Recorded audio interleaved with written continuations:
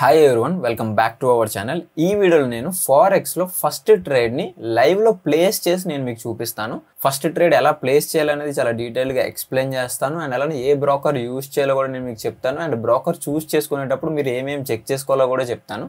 So ఇలా ప్రతిదీ మనం డీటెయిల్గా మాట్లాడుకుందాము.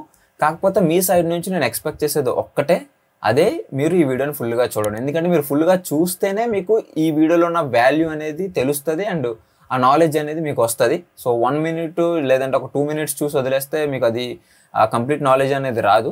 సో మీరు దీన్ని కంప్లీట్గా చూడండి. అండ్ ఇంకోటి ఏంటంటే నాకు లైక్, షేర్, సబ్స్క్రైబ్ ఇవన్నీ నాకు అవసరం లేదు. మీరు వీడియోని లాస్ట్ వరకు చూస్తే అదే చాలు. సో ఫస్ట్ మనం బ్రోకర్ గురించి మాట్లాడుకుందాం.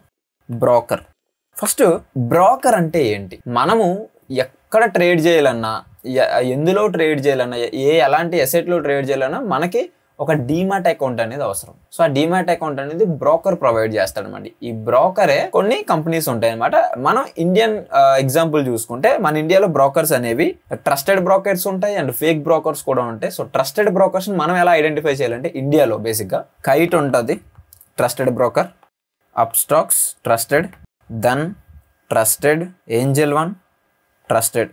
సో ఇలా ఎందుకు బ్రో ఇవన్నీ ట్రస్టెడ్ అని చెప్తున్నావు కదా, అది ట్రస్టెడే కాదనేది ఎలా తెలుసుకోవాలంటే మీకు ఏ బ్రోకర్ పేరు విన్నా సరే ఆ బ్రోకర్ సెబీ రిజిస్టర్డా కాదా అనేది మీరు తెలుసుకోవాలి. మీరు ఏమి లేదు, ఇప్పుడు కైట్ ఉంది, కైట్ అంటే జెరోదా.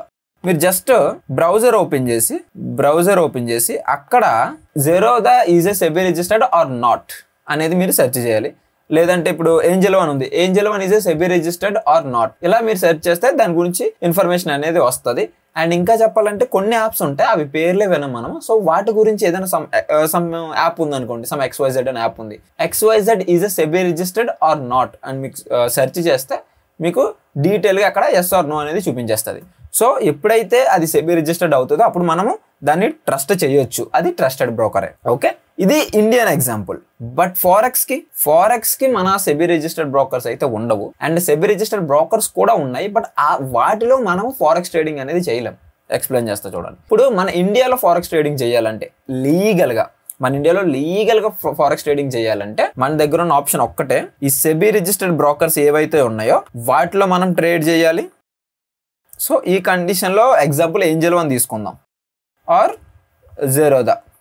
సో మనం లీగల్గా ట్రేడ్ చేయాలంటే ఈ బ్రోకర్స్లోనే మనం ట్రేడ్ చేయాలి. కానీ ఈ బ్రోకర్స్లో కాకుండా ఇంకొక రూల్ కూడా ఉంది, అదే INR పేర్స్లోనే మనం చేయాలి. అంటే మీరు తీసుకున్న ప్రతి ట్రేడ్ అది INR పేరులో ఉండాలి. USD INR, GBP INR, INR USD, ఇలా INR రిలేటెడ్ పేరు అయితేనే ఉండాలి. సో వాటిలోనే మనం ట్రేడ్ చేయగలం. కానీ మీరు ఈ బ్రోకర్స్ యూజ్ చేసి ఇండియాలో ట్రేడ్ చేస్తే మీకు వచ్చే ప్రాబ్లం ఏంటంటే ఇక్కడ లిక్విడిటీ అనేది ఉండదు, ఇక్కడ వాల్యూమ్ అనేది ఉండదు. సో మార్కెట్లో మీకు మూవ్మెంట్ అనేది ఉండదు, ఎంట్రీ ఉండదు. మీకు ఒకవేళ ఎంట్రీ అయిపోయినా ఎగ్జిట్ అవ్వడానికి ఉండరు. సో ఎందుకు ఎగ్జిట్ అవ్వడానికి ఉండరు అంటే ఇక్కడ లిక్విడిటీ అనేది చాలా ఇంపార్టెంట్. అంటే ఇప్పుడు మనం బై చేస్తున్నాం కరెక్టే, అటు సైడ్ ఎవరొకరు సెల్ చేయాలి.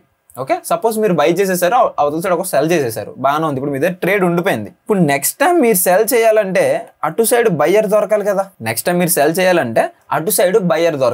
సో కానీ మీరు ఈ బ్రోకర్స్లో ట్రేడ్ చేస్తే ఆ లిక్విడిటీ అనేది మనకు దొరకదు అండ్ ఆ వాల్యూమ్ కూడా ఉండదు అండ్ ఎంట్రీస్ ఎగ్జిట్ రావు. అసలు ఇందులో ప్రాఫిట్ చేయడం అనేది ఇంపాసిబుల్.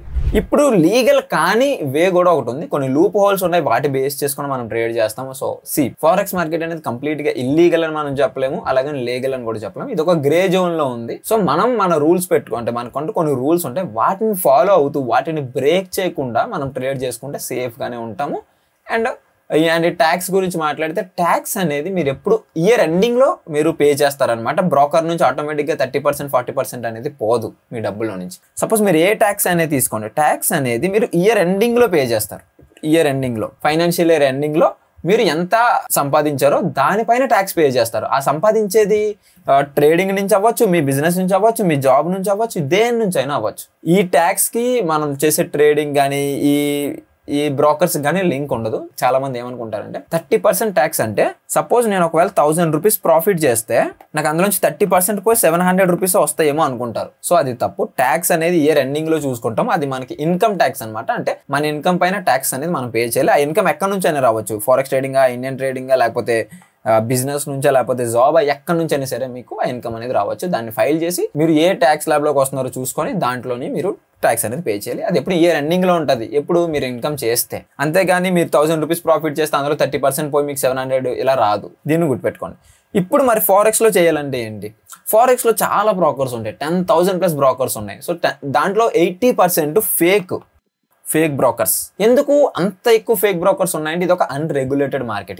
దీన్ని ఎవరు కంట్రోల్ చేయరు, ఇది ఎవరు అండర్లోనే ఉండదు. సో దీనికి ఎలాంటి స్పెసిఫిక్ గా రెగ్యులేషన్స్ అనేవి ఉండవు. ఇప్పుడు మన ఇండియాలో అయితే సెబీ అనేది రెగ్యులేట్ చేస్తుంది. దేనికోసం? సేఫ్ గా ట్రాన్సాక్షన్స్ కోసం, ట్రాన్స్పరెన్సీ కోసం, ప్రతిదీ మన సెబీ అనేది చూసుకుంటుంది. బట్ దీన్ని చూసుకోవడానికి ఎవరు ఉండరు, ఎందుకంటే ఇది గ్లోబల్ మార్కెట్ కాబట్టి దీంట్లో స్పెసిఫిక్ గా రెగ్యులేట్ చేసేవి ఏమి లేవు. మన ఇండియాలో అయితే అసలు లేవు. ఇక్కడ మీకు వచ్చే ప్రాబ్లం ఏంటంటే మీరు ఫేక్ బ్రోకర్ చూస్ చేసుకున్నా, లేకపోతే వేరే వాళ్ళ దగ్గర ఎక్కడైనా మీరు డబ్బులు పోగొట్టుకున్నా, అది ఫేక్ బ్రోకర్ ద్వారా అవ్వచ్చు, లేకపోతే వాళ్ళకి డబ్బులు ఇచ్చేసి మీరు పోగొట్టుకుంటే, మీరు ఎవరికైనా కంప్లైంట్ చేస్తే ఆ కంప్లైంట్ అనేది చెల్లదు, రైట్?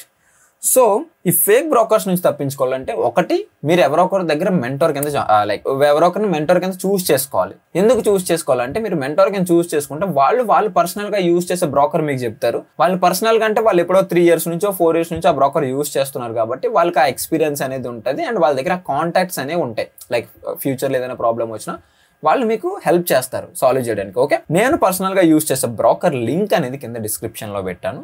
సో మీరు జస్ట్ దానిపైన క్లిక్ చేస్తే మీకు అసలు బ్రోకర్ అకౌంట్ ఎలా క్రియేట్ చేసుకోవాలి, ఎలా ఫండ్స్ డిపాజిట్ చేయాలనేది చాలా డీటెయిల్డ్ ప్రాసెస్ వీడియో ఉంటుంది. ఆ వీడియోని కంప్లీట్గా చూస్తే మీరు బ్రోకర్ అకౌంట్ అనేది ఓపెన్ చేసుకోవచ్చు. అండ్ ఒకవేళ మీరు ట్రేడింగ్ అనేది కంప్లీట్గా నేర్చుకుందాం అనుకుంటే మీరు మన యాప్ అనేది ఇన్స్టాల్ చేసుకోండి. ప్లే స్టోర్లో హే ట్రేడర్ అని ఉంటుంది, అండ్ iOS-లో మై ఇన్స్టిట్యూట్ అని ఉంటుంది. మై ఇన్స్టిట్యూట్ యాప్ ఇన్స్టాల్ చేసుకుంటే మీరు ORG కోడ్ అడిగితే అది LNSCNP.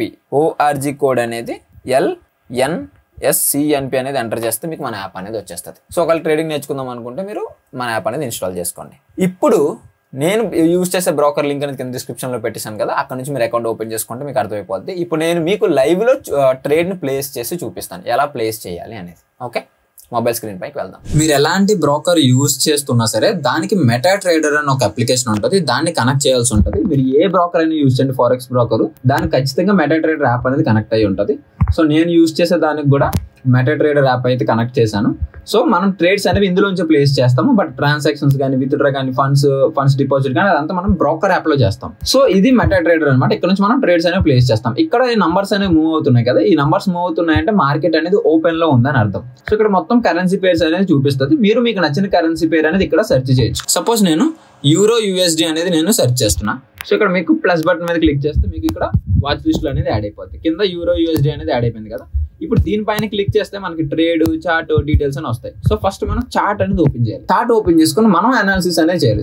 ఇక్కడ నుంచి మీరు అనాలిసిస్ చేసినా ఓకే, లేదంటే ట్రేడింగ్ వ్యూ అని ఉంటుంది, ట్రేడింగ్ వ్యూలోకి వెళ్ళి మీరు అనాలిసిస్ చేసినా ఓకే. ఎందుకంటే రెండు సేమ్ చార్ట్ ఉంటుంది, మొత్తం సేమ్ ఉంటుంది. సో అక్కడ మీరు అనాలిసిస్ చేసి ఎంట్రీ అనేది తీసుకోవచ్చు. 1 minute టైం ఫ్రేమ్ పెట్టాను. ఇక్కడ మీరు టైం ఫ్రేమ్ అనేది 5 minutes చేంజ్ చేయొచ్చు, 15 minutes చేంజ్ చేయొచ్చు. సో ఇలా మీరు టైం ఫ్రేమ్ పెట్టుకోవచ్చు. నేను 1 minute టైం ఫ్రేమ్ లో చూస్తున్నా, మార్కెట్ అప్ సైడ్ వెళ్తుందని నేను అనుకుంటున్నా ప్రెసెంట్. సో నేను ఇక్కడ ట్రేడ్ పైన క్లిక్ చేస్తాను. ట్రేడ్ పైన క్లిక్ చేస్తే నాకు ఇక్కడ ఇలా వస్తుంది. ఫస్ట్ మార్కెట్ ఎగ్జిక్యూషన్ మీద చూస్తే మనకి by limit, cell limit, by stop, cell stop, by stop limit, cell stop limit అని చాలా ఆప్షన్స్ అనేవి ఉంటాయి. సో ఇవన్నీ నేను మీకు బ్రోకర్ ఎక్కడైతే ఓపెన్ చేస్తామో అక్కడ చాలా డీటెయిల్గా ఎక్స్ప్లెయిన్ చేసి పెట్టాను, అండ్ మన కోర్స్లో కూడా డీటెయిల్గా ఎక్స్ప్లెయిన్ చేసి పెట్టాను, రైట్? ఇక్కడ మార్కెట్ ఎగ్జిక్యూషన్ అనేది సెలెక్ట్ చేస్తాం. మార్కెట్ ఎగ్జిక్యూషన్ అంటే మార్కెట్లో ఏ ప్రైస్ ఉంటే ఆ ప్రైస్కి వెళ్ళిపోతాం. ఇప్పుడు ఇక్కడ మనకి లాట్ సైజ్ అనేది చూపిస్తుంది. 0.1 అని, 0.5 అని ఎంత అని ఉంటుంది. సో ఇక్కడ నేనేం చేస్తానంటే 0.2 పెడుతున్నా. సో 0.2 అనేది నా లాట్ సైజ్. ఇక్కడ మనకి stop loss and take profit అని రెండు చూపిస్తుంది. మనం ట్రేడ్ లోకి ఎంటర్ అవ్వక ముందే మన స్టాప్ లాస్ పెట్టచ్చు, మన టేక్ ప్రాఫిట్ కూడా పెట్టచ్చు. సో ఇప్పుడు నేను పెట్టను, ఒకసారి ట్రేడ్ ప్లేస్ చేసిన తర్వాత మనం పెడతాం. సో నేను ఫస్ట్ బై చేద్దాం అనుకుంటున్నాను కాబట్టి బై మార్కెట్ అని ఉంది కదా, సో దానిపైన మీరు క్లిక్ చేయాలి. క్లిక్ చేస్తే ఇక్కడ కింద ట్రేడ్ అని ఉంది కదా, సో ఈ ట్రేడ్ లో మీకు ఇక్కడ ట్రేడ్ అనేది ప్లేస్ అవుతుంది. పైన నాకు బ్యాలెన్స్ చూపిస్తుంది కదా, బ్యాలెన్స్ అనేది $3000 ఉన్నాయి. అండ్ ఇక్కడ మీకు చూపిస్తే ప్రాఫిట్ అనేది $1 అయితే రన్ అవుతుంది. ఇప్పుడు ప్రాఫిట్ అనేది రన్ అవుతుంది కదా. ఇప్పుడు నేను స్టాప్ లాస్ పెడదాం అనుకుంటున్నా. స్టాప్ లాస్ అనేది ఎలా పెట్టాలో చూపిస్తా చూడండి. మీరు దీనిపైన క్లిక్ చేసి చార్ట్ లోకి వెళ్ళండి. చార్ట్ లోకి వెళ్తే ఇక్కడ చూపిస్తుంది. సో చార్ట్ ప్రకారంగా చూసుకుంటే నేను స్టాప్ లాస్ అనేది దీని కింద పెడదాం అనుకుంటున్నా.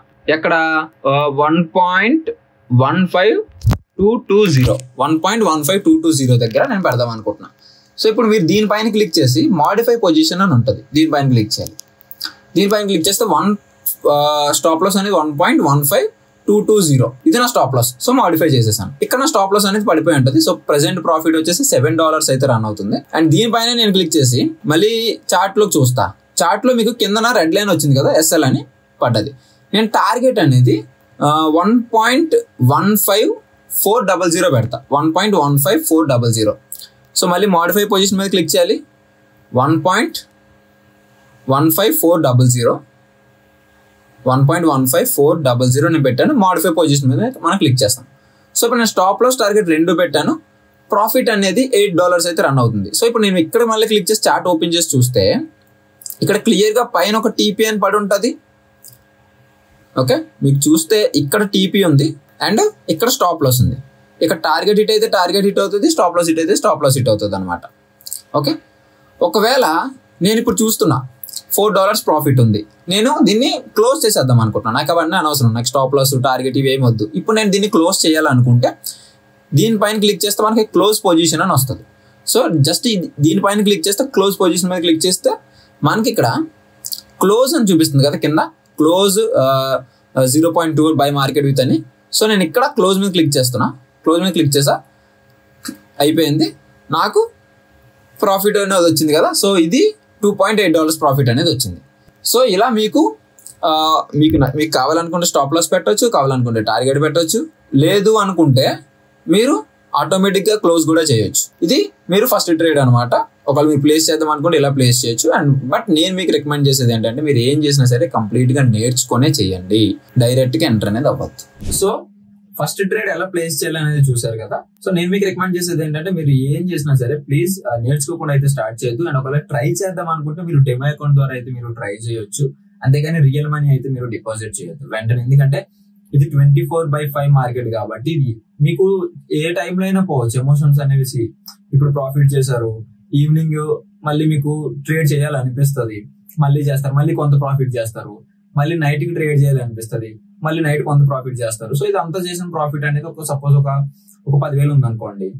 తర్వాత ఏమవుతుందంటే మీరు నైట్ పడుకునే ముందు ఏమనుకుంటారంటే ఇంకొక $1,000 ప్రాఫిట్ చేసి పడుకుందాం అనుకుంటారు. సో అప్పుడు ఏమవుతుందంటే మీ ఎమోషన్స్ అనేవి కంట్రోల్లో ఉండవు. ఒక చిన్న లాస్ వస్తుంది, ఒక $500 లాస్ వస్తుంది. అప్పుడు మీ ఎమోషన్స్ కంట్రోల్లో ఉండకుండా మీరు టోటల్ ఈ $10,000 కూడా మీరు వెంటనే పోగొట్టేస్తారు అనమాట. ఈ $10,000 పోగొట్టిందే కాకుండా వీటిని రికవరీ చేయాలని మీ డబ్బులు కూడా పోతాయి. సో ఇదంతా ఎలా జరుగుతుంది? మీ మైండ్ సెట్ అనేది పర్ఫెక్ట్ గా ఉండదు, మీ దగ్గర రిస్క్ మేనేజ్మెంట్ కి తగ్గ ప్లాన్ ఉండదు, మీ దగ్గర డిసిప్లిన్ ఉండదు, మీ దగ్గర స్ట్రాటజీ ఉండదు, మీ దగ్గర నాలెడ్జ్ ఉండదు, ఏముండదు. కాబట్టి ఆటోమేటిక్ గా పోతుంది. సో మీరు అంచక పడుకోవాల్సిన వాళ్ళు పడుకోలేరు, మార్నింగ్ వరకు అలా ఫోన్ చూస్తూ ఉంటారు.